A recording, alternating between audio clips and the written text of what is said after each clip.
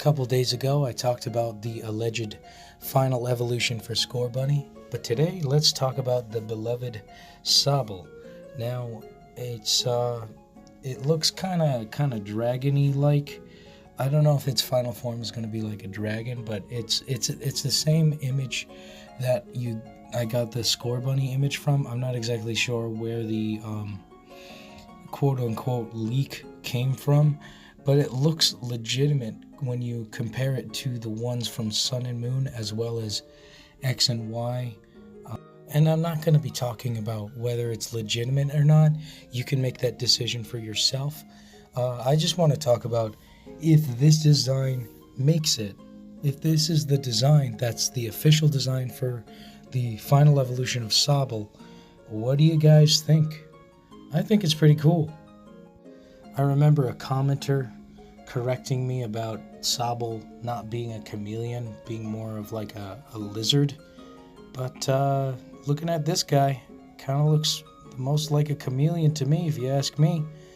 Plus, chameleons can blend into any environment, as we've seen Sobble do in the original first trailer that everybody's hyping and speculating and making all sorts of videos.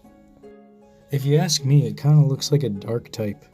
Like this looks like a Greninja 2.0 combined with a little bit of Kecleon. And I'm gonna assume it uses acid armor. 10 out of 10, it probably uses acid armor.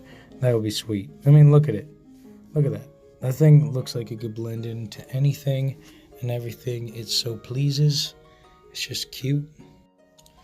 I sometimes think about the final evolution and the image you guys just saw, and I wonder if it is what's the backstory?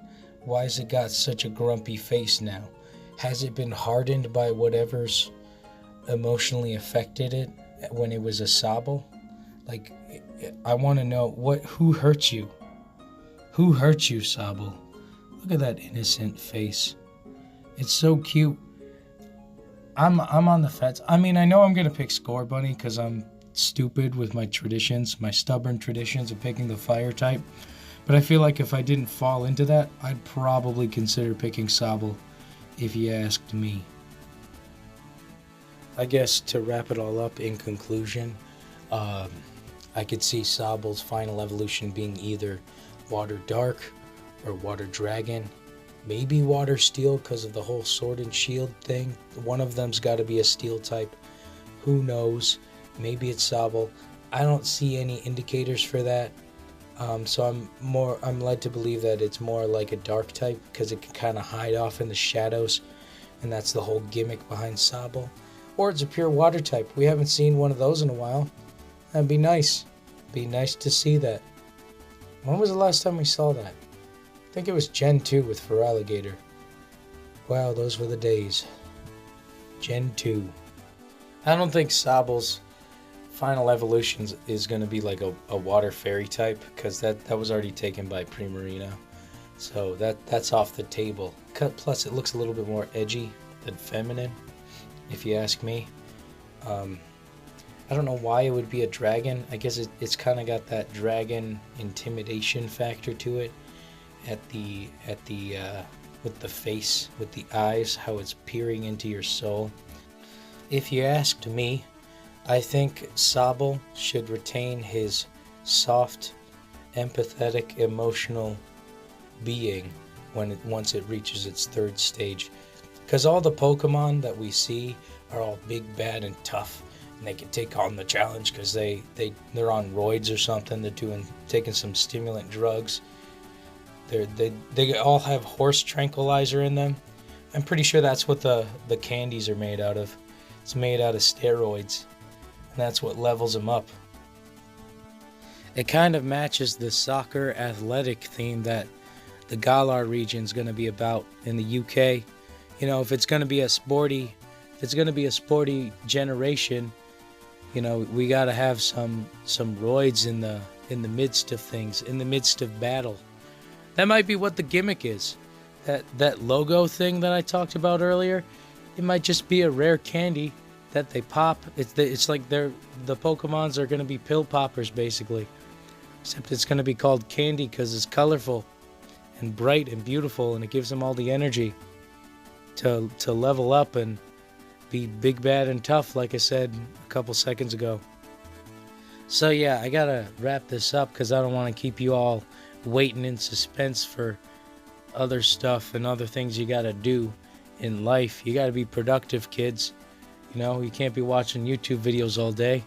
You gotta be doing some productive stuff like reading books and, I don't know, do long division or something. If the supposed leaked information of Sobble's final evolution that came out that I showed you earlier in the first couple clips, how does that sway your opinion towards Sobble? Would you still pick Sobble, or would you not? Would you pick a different one? Leave your comments down below, and I like to talk to you all because I like Pokemon. If you haven't figured this one out, I really gotta admit that to you people out there on the internet. It's a happy time. I'm hearing about all this drama on Twitter as of recent, and you know, I'd say I'm unaffected by all of it because I haven't been on Twitter since I signed up for Twitter in 2013. So it's not relevant to me, and I have a recommendation for you people if you're sick of all the Pokemon drama with PokeTubers and stuff like that. Just don't go on Twitter, don't go on Discord. Just isolate yourself and just immerse yourself in the universe that is Pokemon, because that's important. Escapism. Avoid your problems. Okay, don't do that. That's bad. But seriously, there's a lot of toxic cyberbullying that's happening with a bunch of people. You know, older veterans that, like myself, who's played Pokemon since the beginning, and, you know, younger ones. And, you know, something that I wish I knew when I was younger was that adults can be bullies too. So, all you out there, watch out for that. I think we can all take a lesson from Sobble here. Even though he's a crybaby, even though he gets hurt all the time, he's able to endure and fight for the greater good of the Pokemon world. And I believe we can all do that. I hope you all have a wonderful day and take care.